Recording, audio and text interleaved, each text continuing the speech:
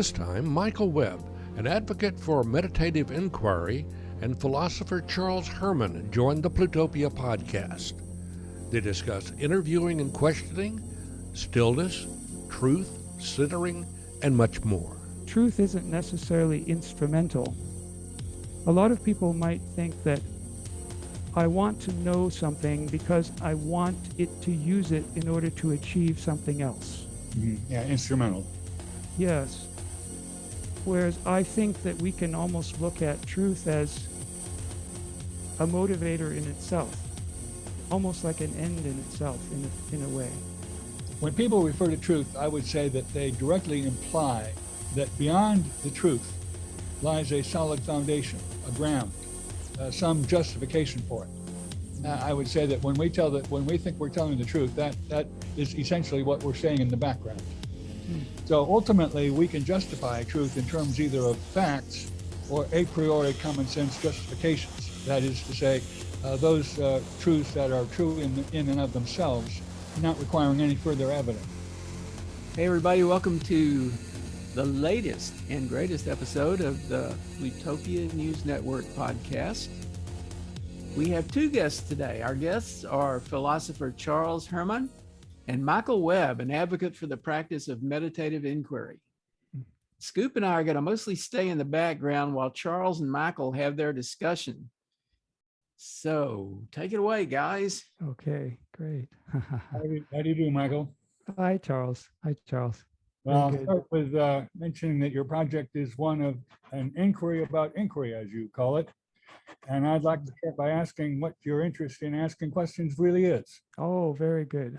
I like the question that you have about me asking questions about asking questions. That's great. Very meta. Yeah. Well, I think the fastest way I could answer that or respond to that is by pointing out that we don't know everything there is to know. Very simple fact, which we all know, but we all probably forget. So one of the best ways that I know of to approach discovery and truth is to endeavor to remain in an orientation or inner posture of asking questions. So it's interesting because I think that not every question ends in a question mark. Mm-hmm. So there's sometimes that we can make statements, we can posit certain things leading up to a deeper question, right? But it's not simply that, because obviously I've spoken for a few seconds already and I haven't asked any questions, right? So it's not that I always say, well, Charles, what do you think I mean by that, right? I'm not persisting in question asking. I'm endeavoring to abide in an inner state of not knowing, but seeking to know. Both of those at once. That would probably be my fastest response to your question. Very interesting question. All right. Well, I'm going to stay on the issue of asking questions and just make a remark or two from a couple of philosophers who have the same idea about questions as you do, and I share your interest in asking questions also. Immanuel Kant said that to know what questions may reasonably be asked is already a great and necessary proof of sagacity and insight. Oh. And that's coming from one of the few great philosophers of any era, really. And then Susan K. Langer, an earlier 20th century philosopher, had a rather unique insight, I think. She said the technique or treatment of a problem begins its first expression as a question. Questions make the frame in which its picture of facts is plotted. They make more than the frame. They give the angle of perspective, the palette, the style in which the picture is drawn, everything except the subject. In our questions lie our principles of analysis, and our answers may express whatever those principles are able to yield. Mm-hmm. Wow. there's a have lot to a whole, digest. whole page worth of questions, quotes like that. Mhm. And I just sort of collect them because I'm so interested in how one goes about asking questions. And in the book that I'm working on, I have a 4-point listing of what it takes to have a methodology as a philosopher. And the first point is asking questions. Mhm. So that's where I'm coming from on the matter. Now, you have your book listed on the Amazon site, Mhm. and there I would find a question I want to ask you. You ask, what is stillness, and how can we find it and put it to work in everyday life? I wonder if you could find that here. Right. Yes. Stillness. It's kind of it's almost a buzzword sometimes these days. Many people talk about inner stillness. I think the word still has some traction, though. What I mean by stillness, in at least one of the quotation that you just mentioned, there was a reference to the fact that when we ask a question, by the very asking of the question, we're framing what sort of answer we're expecting, or maybe we're framing what answers we're not expecting, right?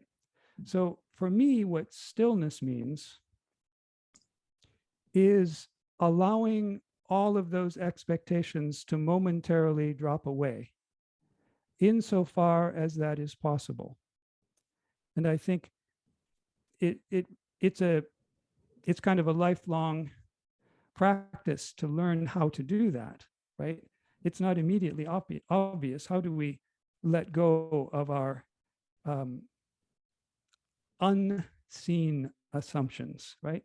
It maybe is a little bit more possible to say, well, I know that I have these particular expectations and ways of looking at this problem or this person or this idea or even a feeling that I have. But can I just see what it would be like to drop that? It's not always easy, though, right?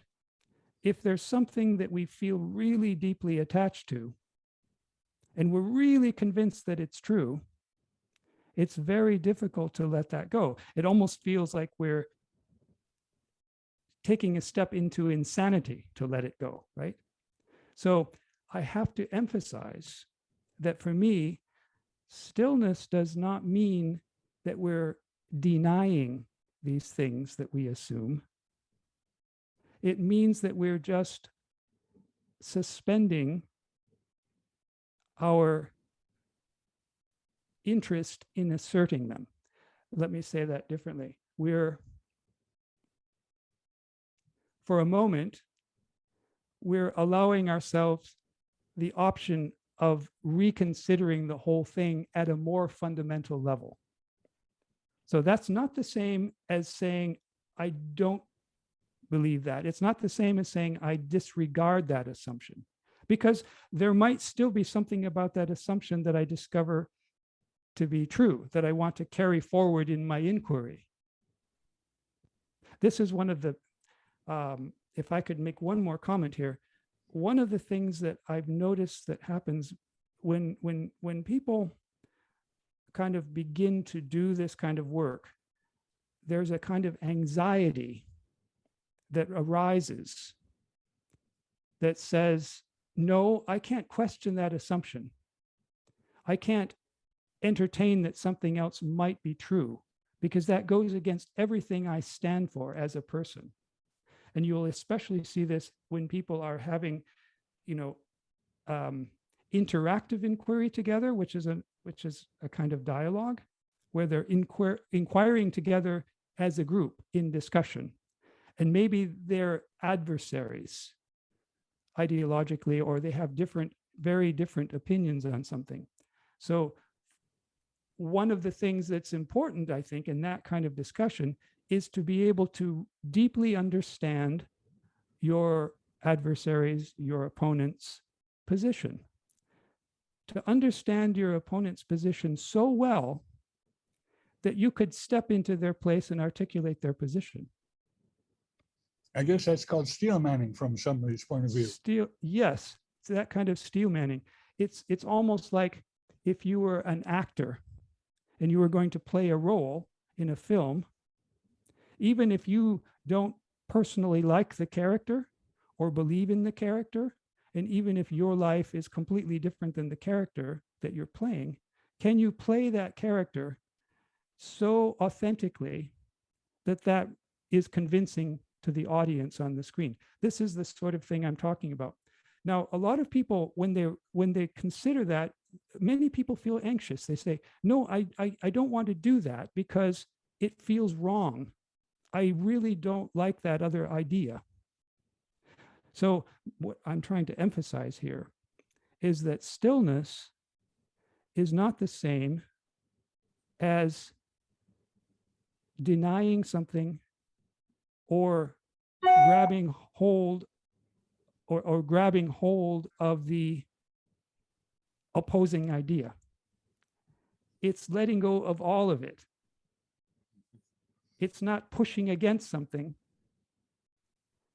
It's sort of letting it all drop, I guess you could say. And that's why I think that stillness is still a fairly reasonable word. It's hard to find a good word for this, but it's a stillness in the sense of just this profound quiet. You mention very frequently what I think just goes in 3 words: awareness without attention. Is stillness something that identifies or denotes that state? I think they go together, yes. Now, awareness without attention, that probably sounds, at first it sounds sounds either nebulous or it doesn't make sense.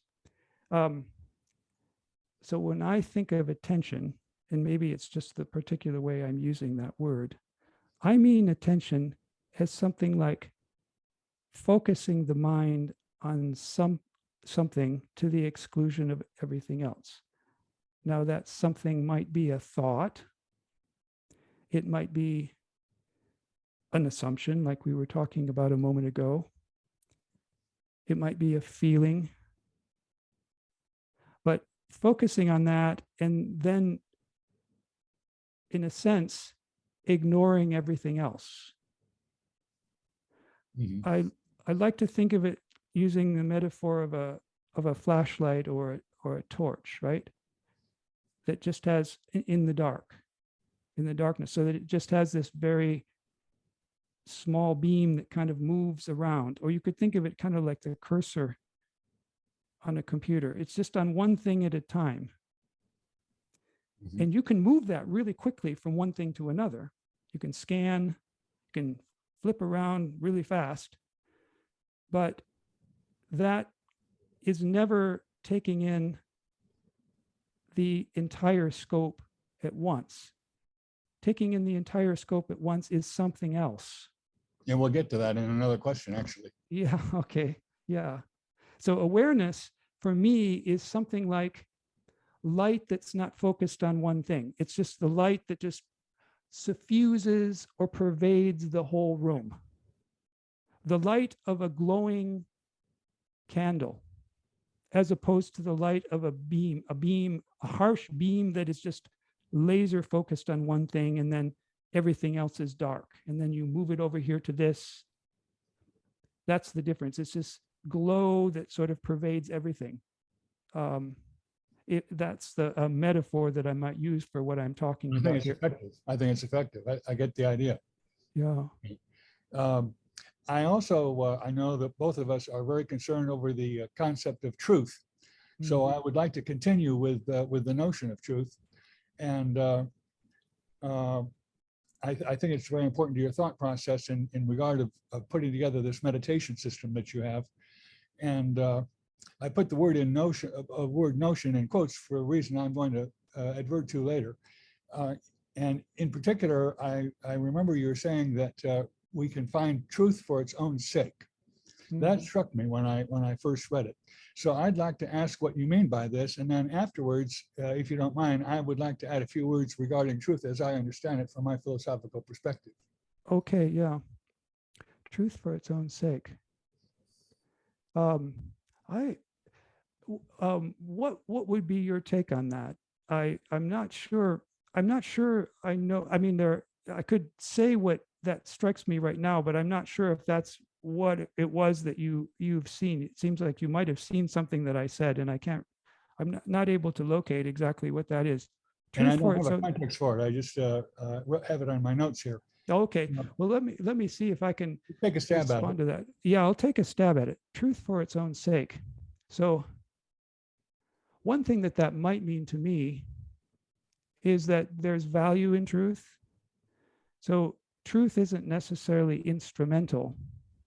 A lot of people might think that I want to know something because I want it to use it in order to achieve something else. Yeah, instrumental. Yes. Whereas I think that we can almost look at truth as a motivator in itself, almost like an end in itself, in a way. But of course, that immediately leads us into a whole set of questions about what we mean by Kantian, actually. Yeah, what do we mean by truth, right? Yeah. Kantian, yes, I see what you're getting at. Not for a reason, instrumental reason, but for itself. For itself, yes. Yeah. Yeah.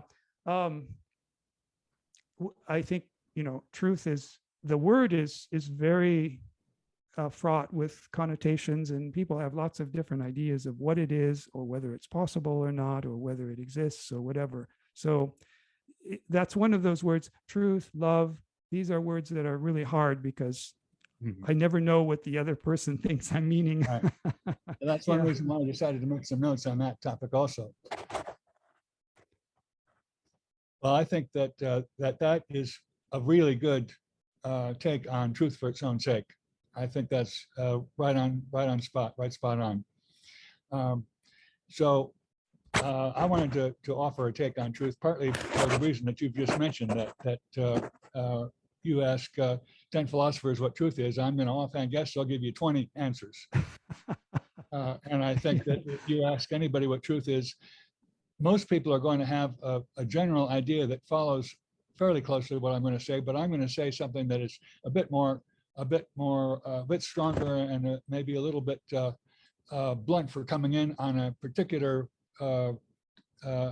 explanation more than what most people would think about. So Okay. let me give this a try. When people refer to truth, I would say that they directly imply that beyond the truth lies a solid foundation, a ground, some justification for it. I would say that when we think we're telling the truth, that is essentially what we're saying in the background. So ultimately, we can justify truth in terms either of facts or a priori common sense justifications. That is to say, those truths that are true in and of themselves, not requiring any further evidence. Newton's 3 laws, for example. And a simple, unimportant fact would possess certitude. All facts will possess certitude, but I don't consider that would be a truth, because I think truth belongs instead to an important fact or to collections of facts over time or extent. As Georg W.F. Hegel put the matter, truth consists in a proposition, which in his words is either a fixed and final result, and that reminds me of facts, or it refers to what is directly known, which sounds to me like an a priori. Okay. Now, until we can specify the facts or understand the a priori, these truths, like all concepts, are really notions, which Hegel considered almost as important as the absolute or universal spirit, which is what he wrote his big opus on. Right. And in fact, everything from reason to unreason, he explicates in terms of notion. And by a notion, he meant a process along a path toward a telos or final end. So we take essence, we would say that that's a notion, and you describe it in your book as more like a direction than a destination. And that is interesting language here, because the direction points to a path and the destination to a telos. So truth seems to include both of these elements. Direction presupposes existence also, and telos suggests the operation of reason writ large, meaning that truths are indeed at once real and justified. So that's the first way in which I would classify or characterize truths, and then we can go into examples of truth. For example, principles and laws and every other category of truth are selective arrangements and patterns of facts. They don't ever seem to be that way at first glance, of course, but they do under analysis. And that's the point that I'm trying to get at here. Notions give us the how and where of a concept, whereas principles give us the what and the why. So principles, for example, will tell us what kind of truth and why it carves out a path. And then they tell us it can be and what the end is, why the end is what it is. We correctly say that laws carry truths because every one of them reduces to a generalized reproducible fact. That's essentially what laws are. They're general, they're reproducible, and they are facts. So as you say in the book, truth is actually just existence. And existence, after all, is the ultimate fact of reality as we generally know it. Now, structural metaphysics, and I am a structural metaphysician, where philosophers develop models to explain the ultimate origins of reality, says precisely the same thing. Existence is essentially an aspect of truth. Now, going back to the notion again, it seems counterintuitive that despite what William James and George Berkeley argued, the Berkeleyan American dialect, concepts are often specific. Not because you can explain them, in reality we generally can't explain them, but at the level of meaning, they are certainly as specific as any general thought. What I mean by that is somebody will say when you ask, tell them something, and it seems to be maybe a little complicated, but they suddenly say, "Oh, I get that," or "I know exactly what you're talking about." Oh, yes. We are really signifying a precise understanding, a rather precise understanding. We can articulate it. There's no way we're going to do that. But we do have something here that we refer to almost unconsciously to a justification, and then ultimately indeed to factual explanation.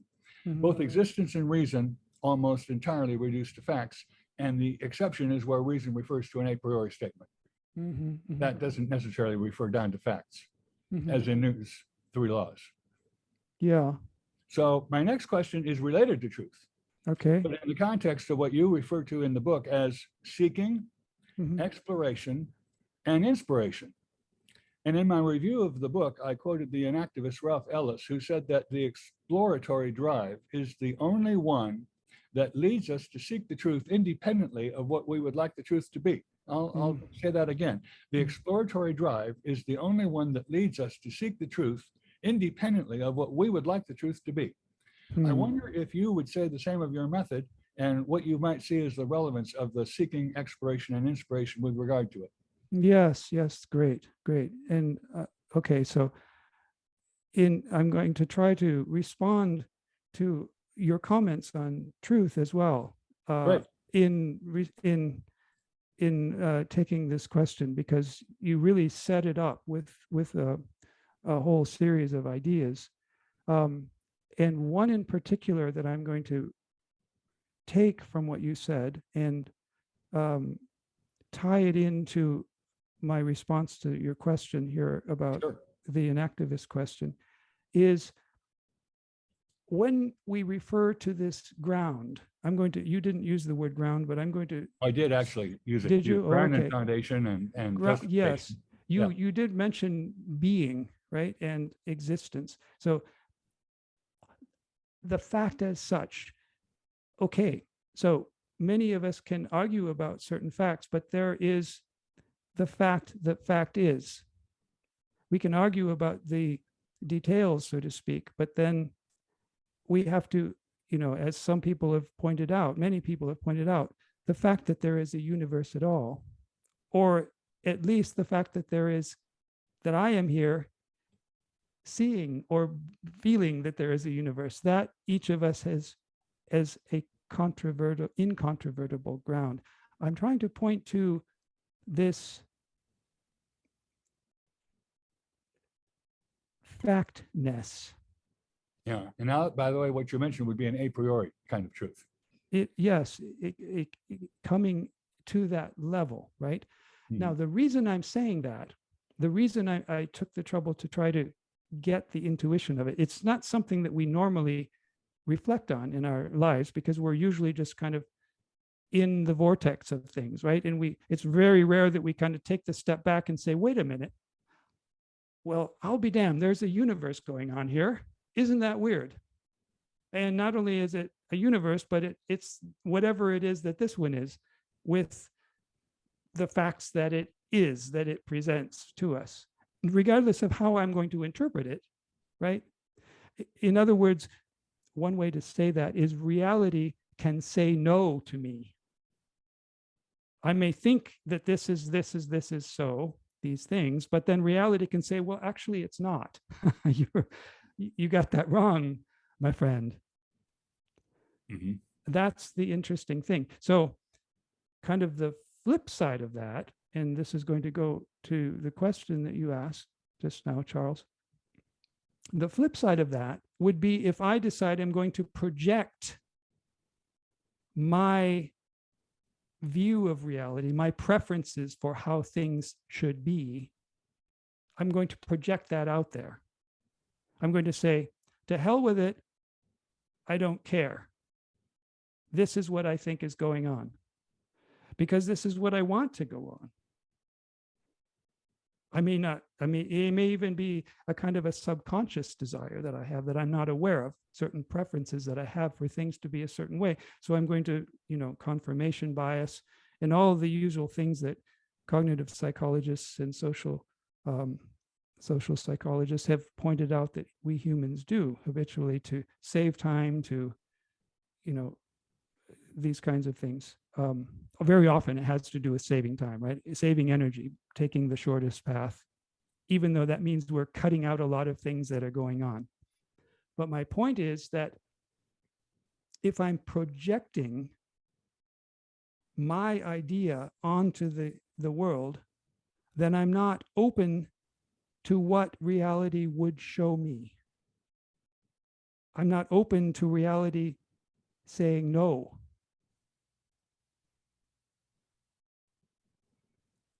It's a shift. Mm-hmm. It's rather than me saying, this is what's happening. It's, this is what I think is happening. This is what seems to be happening. But now let me ask, what is really happening here? Going back down to going toward the ground, unto the ground. Mm-hmm. I can never say, here, I've got the ground, because I might have some fancy idea of what the universe is, but that's just my idea. That's me projecting again. No matter how sophisticated the idea, I might have a really, really cool idea, right? But as long as that's what I'm grabbing hold of, that's what my image, so to speak, my almost like a mental idol, then that's me imposing that on reality. It's almost like a current. The current is either going out, pushing it upon the universe, or it's allowing the universe to whisper back, to say, no, that's not quite it. So this is it's a kind of an openness that allows, it's a receptivity, a sensitivity, a real desire to find out whatever is real. Yeah, and that often happens when we ask questions. Yes, The big questions. right. That's right. I think another word for truth is just reality, right? What's real? But then, that doesn't necessarily fix things, because then we can just say, well, what do you mean by real, right? Yeah, and also when we talk about facts, what do we mean by a fact? Somebody will disagree and say that's not a fact. Yes. So it's almost like we're in this funny position as human beings. It would be really nice to say that there is no such thing as truth, that truth is whatever I wish it to be. That would be cool, because that would save me a lot of trouble. Or I could say that truth is this X, this idea that I have, my theory, whatever it is, this is truth. By the way, a group of philosophers have actually done what you've suggested. Truth is what we think it is, and they've just given up the idea that there is truth qua truth. They just gave up. What can I say? Whole slew of them. Yeah, and only now are we coming back to it in philosophy. Right. And you can see how easy it would be to come to that, because when you start doing really deep analysis, you start to realize how fraught things are, right? So then it's easy to sort of just throw everything out and just say, just check out of the whole thing. But I don't think we can really do that. I mean, well, we can if we want to, but that's not. Eventually, I think reality kind of comes up again. And at the same time, the way that maybe we tended to do more before that kind of questioning came about, the profound questioning of the deconstruction of our narratives. Well, then that was the other way, right? Is people would just have their narrative and say, this is truth.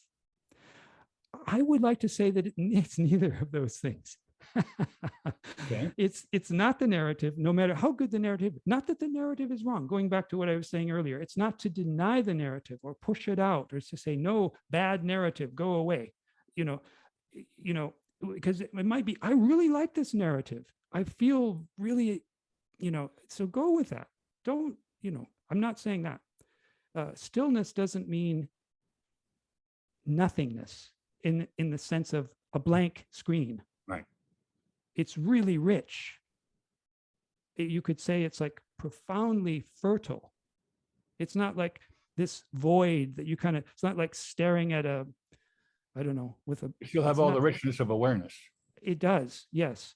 So what I'm saying is it's neither grasping hold of ideas about truth, nor is it saying that truth doesn't exist, reality doesn't exist. It's whatever we think it is. It's harder than that.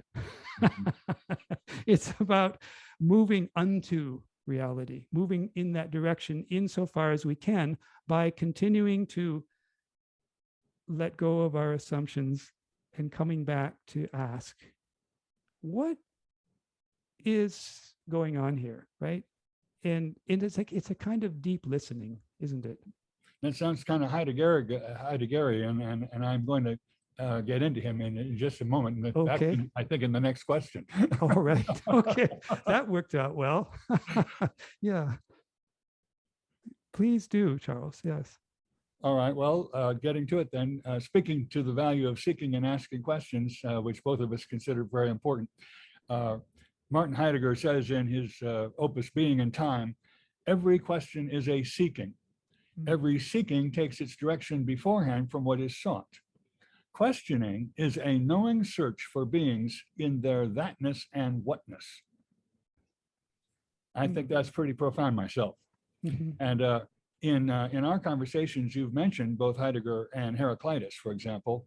And so my question is, now that we have seeking and exploration in a very different context, involving questions, how do these philosophers relate to what I earlier mentioned and what you've described as awareness without attention?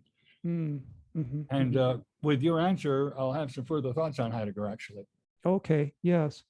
Well, I'm not going to pretend to know everything about Heidegger, but there are a couple of things that have struck me as being very interesting. One of the things is what he talks about is disclosure, truth as aletheia, right? Disclosure. I find that very interesting. So it goes along with what we were talking about just a moment ago, or at least what I was referring to as not projecting, like the opposite of projecting. It is the allowing of, I'm going to use his phrase, being, right? Allowing being to reveal itself unto us, rather than truth as a statement imposed upon the world, right? So it's almost as though the universe is continuing to unfold, manifest, reveal these kinds of things, these ways of talking about it. We could say evolve. I like that word evolve because, it's from evolve, right? Turning out, right? Unfolding, unrolling. Yes. And that is for me, that is a way of approaching this, is giving space in this stillness, the inner stillness, in this orientation toward discovery, this kind of tuning in. It's giving being, the universe, reality, or truth, capital T, however we would like to call it, giving that a chance to reveal itself in a fresh way, right? I say fresh because we have all got, we've accumulated a lot of discoveries over the years, and it's valuable to accumulate discoveries, right?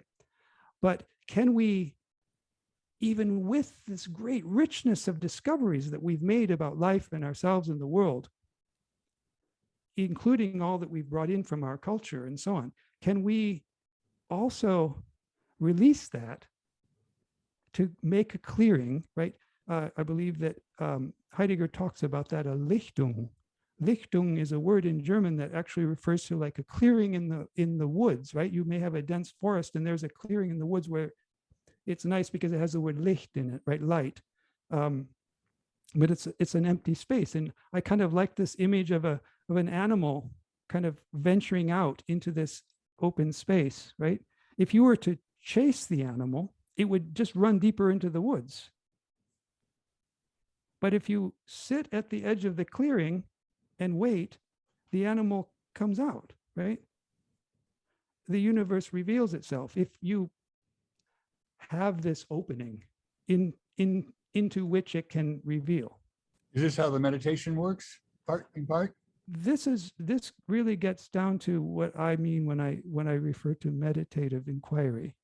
So it's meditation, but often meditation, for many people, meditation, the word refers to so many different practices, but one of the common practices is to focus attention on a single point. When the mind wanders, bring the attention back to that point. And this is a very valuable practice, of course, because it does so many things. It shows you just how active the mind is. It cultivates the capacity to not be distracted and so on, many, many things. But what I'm talking about here is really not concentrating in a way. Because if I'm just focusing on my breath, then there's not going to really be much space for the universe to speak something fresh. I'm just going to be focusing on my breath. So don't get me wrong. I'm not knocking meditation. I'm just saying that there's this other extension here that entails inquiry.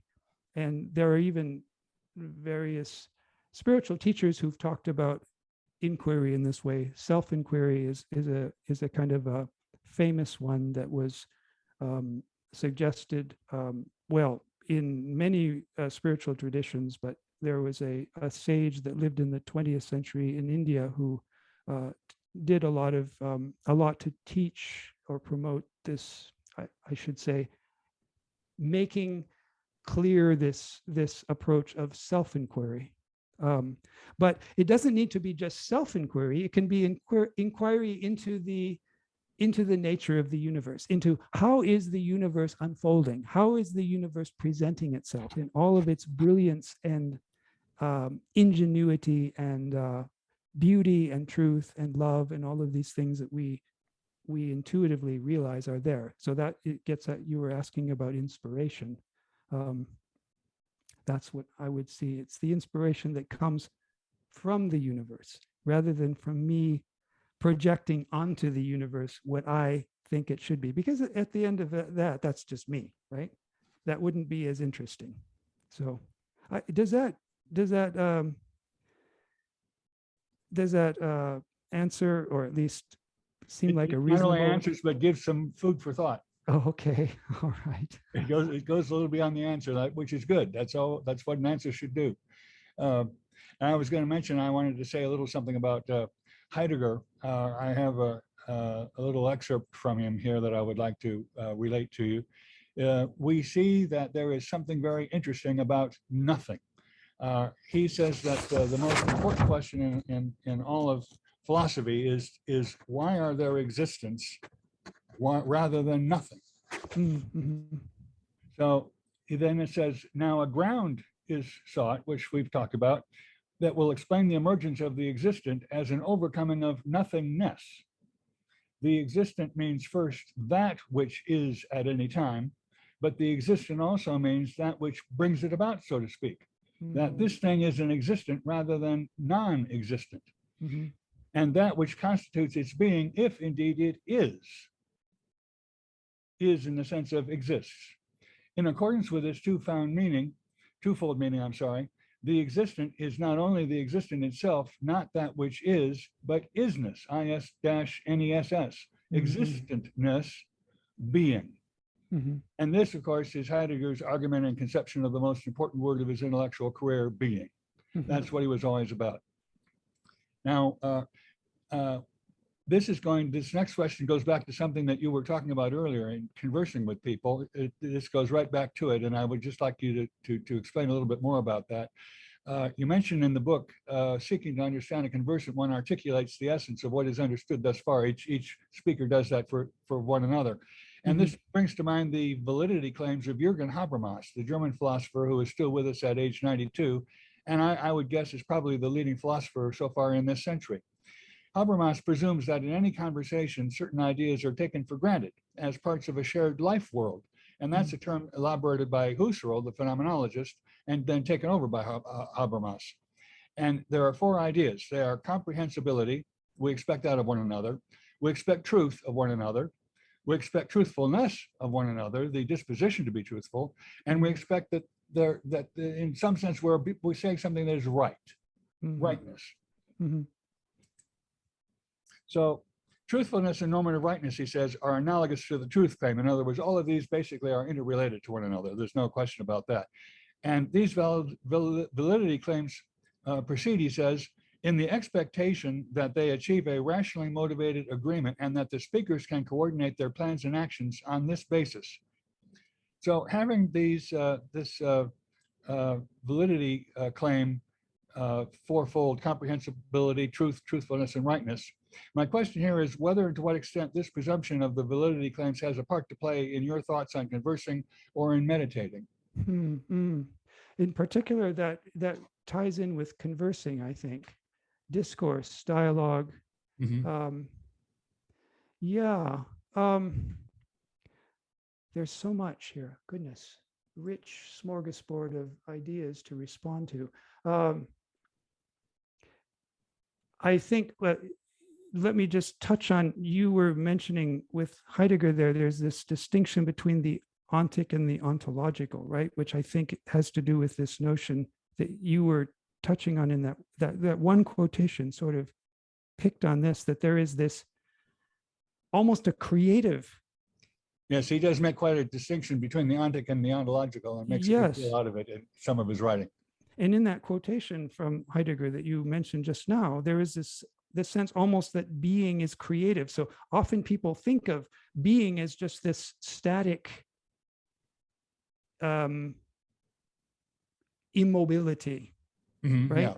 Yeah. Whereas there's this other understanding of being as really being as becoming. Right, exactly. And becoming as what being actually is. And he speaks a lot about that. You're right in tune there.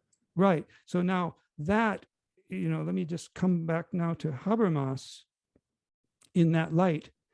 I think from what I understand of Habermas, which isn't a terrible lot, but I've endeavored to learn a little bit, he's concerned of how this can happen in the public space. Is that true? Yes. And in some sense, this is what culture is this participating together in the coming forth or the becoming of being. Does that, what, in other words, what is emerging for us as a culture, right? So we have to, he's getting at this whole thing of listening to each other, I believe, in the same sense. Tell me a little more about Habermas that pertains to this question. Can you just tickle me a little bit more on this? Because I know there's something really deep here and I can't quite put my finger on it. Can you say just a bit more about Habermas in this context? His opus was called Communicative Action. Communicative action. And the stress on the word action, and what he implies in communicative action is also what George Herbert Mead meant when he spoke of action. And the idea that both of them had shared in common, and that is very important in both of their works, is the idea that people are not an island, as a great writer once said. we need one another, and we need to get along with one another. And Habermas thinks that starts with language, and so does George Herbert Mead. And if we're going to deal with communicating with one another in groups, with using language, we have some implicit base rules, some basic concepts of how we're going to get along in doing this. And those are those validity claims of Habermas, the truth and truthfulness and comprehensibility and rightness of what we're saying. I see. We think of those things just automatically, or we don't even think of them. They're just the background space that we work out of, and we sort of have an expectation of that as we talk, and we have an expectation of ourselves as we talk. Could we call those something like ground rules? Sure, exactly. Yes. Yes. And I love this because this gets at the whole notion of thinking together. Right. Which I think is really crucial. I mean, this is what is kind of motivating me, to be honest, is I'm interested. Let me just use the very simple metaphor of the body, right? Notice that each cell of the body is got its own business to take care of. It's amazing how cells are truly alive and they're magnificent. There's so much going on in a cell. Oh, yeah. And there are trillions of them. And until recently, we didn't even know they existed, right? But we wouldn't be here without cells, right? So we utterly depend on them. And in a certain sense, there is nothing about us that isn't just a bunch of cells, right? We are a bunch of cells. But we're not merely a bunch of cells in the sense that there is something that comes from all of these cells communicating with each other, collaborating with each other, being in touch with each other, right? And the cells don't know much about the body, right? They only kind of know their little business, but yet they're in touch with each other. And the body really doesn't know anything at all about the individual cells. And by body, I'm talking about almost like us as the self, right? We don't think about ourselves typically, at least not individual ones. So how do we extend that same image to humanity? If you think of each person, just roughly speaking, as a cell, what would this body look like? Clearly, that's not the same as a bunch of soldiers marching in step. That's a different kind of coherence, right? That's when they're all the same. Basically, all the soldiers are just copies of each other in that case. But in this case of the body, all of these cells they're working together, but they're not being imposed upon. They have their own being, as it were, right? So this is a different kind of collaboration that we're talking about that happens here. It's not the collaboration that comes from conformity or uniformity or top-down imposition. And we've all thought about that. I think everybody is reflected on this from time to time. But the question is, how can we get to that now at this stage in our evolution? And I think we're at a point as human beings, as a species, that we can start growing up and thinking about evolution. What is the evolutionary process at this time, right? We're old enough now to do that, in the sense that we're beginning to understand things enough. So what does that look like? And this is where we get into the stuff that Habermas has been interested in, I think, is how do we do that kind of communication? What are these kinds of ground rules? And truthfulness, in the way that I think we've been touching upon in this discussion today, kind of gets at part of what is necessary for that.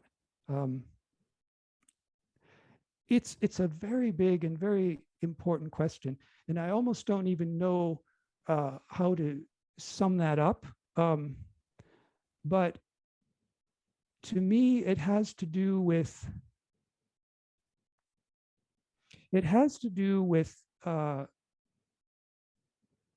realizing the potential that comes when we can be in touch with the totality of our collective wisdom as a species. So just imagine, if you just look at the just take Wikipedia as a dumb example, sort of a stand-in or a proxy for what I mean. Obviously, Wikipedia doesn't have everything that we humans know, but let's just think about it for a second because it's such a big concept. Suppose you knew everything in Wikipedia. And I'm not just talking about that you had a copy of it implanted in your brain. I'm saying that you knew every page, you understood it all, you embodied it. So anytime you thought about something, looked at something, responded to something, you carried that with you. That you could carry the totality of what we have learned as a species. And everyone is like that. Mm-hmm.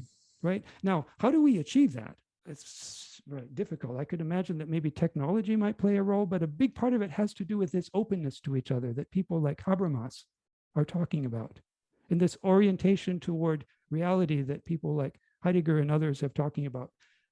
Openness to reality in the sense of we're not going to tell reality what it is. We're going to stop and say, well, reality, what are you? Mm-hmm. And because otherwise we can't even really learn what the other people know. Like even our worst enemies know something that we don't know. It's really hard to see what that is because there are so many emotional blockages to finding that out. And again, I'm not saying to go over to your enemy's side. That's not what I mean. But at least understand what your enemy's position is, right? Understand exactly what you don't agree with. And because otherwise we can't even begin to get to this coming together as the emergent, whatever this is that we're coming into. How can we each know what we together know? Part of that has to be being able to listen deeply and understand what other people have to say, because no person can know it all. We know that, right? It's very clear. I don't know. I did my best, Charles. I don't know. You did well. You did well, Michael. And we don't have very much time left, but I have just one last question I'd like you to very briefly encounter. It may go to the center of the meditative practice that you have evolved here. And so that question has to do with the role of the center and centering. Oh, is that something you can describe to us in just a couple of minutes? That's a wonderful challenge. Centering. So, yeah, it's almost interesting. We could almost do that right now together. If I ask, what am I? Who am I? Right? There's this observer, and I become aware of that observer. Now, what is it that is aware of that observer? There's this sense that I have of being a self with my intentions and will and my decisions, my preferences, my thoughts, my feelings, all that's me. And then, okay, if I'm aware of that, then what is it that's aware of that? And do you notice, if you kind of spend time doing that, at a certain point, it's clear that there's a kind of almost like a stepping back. But I say stepping back, I'm talking about stepping back in the direction, like I can turn this way and it's still behind. I can turn this way and it's still behind. It's always behind. I can never look at that because that is looking through the eyes. And I'm talking about the mental eyes as well, so to speak. So centering for me is sinking back or allowing a dropping back sort of energetically toward that source, toward that which knows and can never be known, toward that which is present to all that's happening in the mind. So it's not the same as perception because it is what is present to all of the objects of perception. It's not the same as the self because the self is also something that can be perceived, right? I have a sense of me. There's a feeling that it is to be me. So that isn't what is seeing. And what I'm talking about here is sinking back inwardly toward that. And as that happens, there is a a stillness that comes and an openness that comes. So that's what centering is for me. It's very hard to explain. Well, I think you did a good job. That's not what I was expecting, but you explained it very well. I'm glad I asked that question. I just learned something more. Well, I think that takes care of it. I want to thank you very kindly for putting all this knowledge into our heads today, Mike. And maybe we can do this again sometime on a similar topic. Well, I enjoyed it very much, and I appreciate the opportunity to talk with you guys. And this has been a wonderful conversation, I think. Yeah, we'd certainly be happy to have both of you back. Oh, great. How about that? Yeah, I mean, I think this is enlightening and challenging to think about this. I guess I thought about one thing when you were sort of talking about this sense of bringing all the knowledge together, and the sense of all the knowledge in Wikipedia, for instance, as one way of defining sort of that massive scope. But really, to what extent is the content of knowledge the most relevant thing? Is it all of these facts and pieces of content, or is it more process? The process of knowing versus what is known. Yes, I think that's true. I think it's the process as well as the known. So it's not just the facts by any means. That's the problem of using Wikipedia as a stand-in for what I mean by what all we know. It's all of the stuff that we know and we can't even say that we know. I was just there. I was listening to something the other day that I think the point was that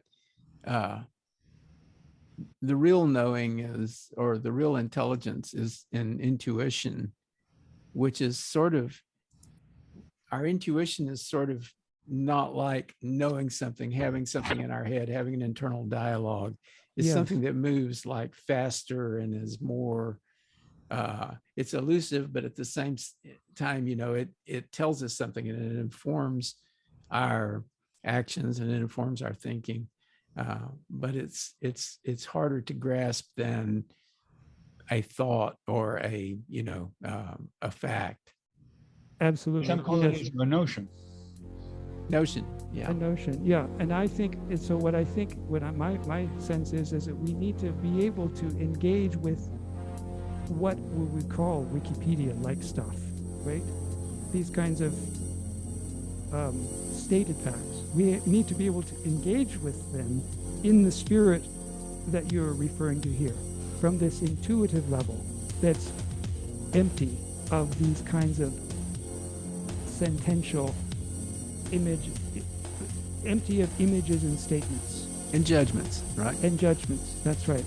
So this is the challenge, because it's one thing to sort of not have any of it, or on the other flip side, to be just all book knowledge or whatever, this kind of stuff. But can we engage both, right? Can we know how to do things as well as how to describe them abstractly?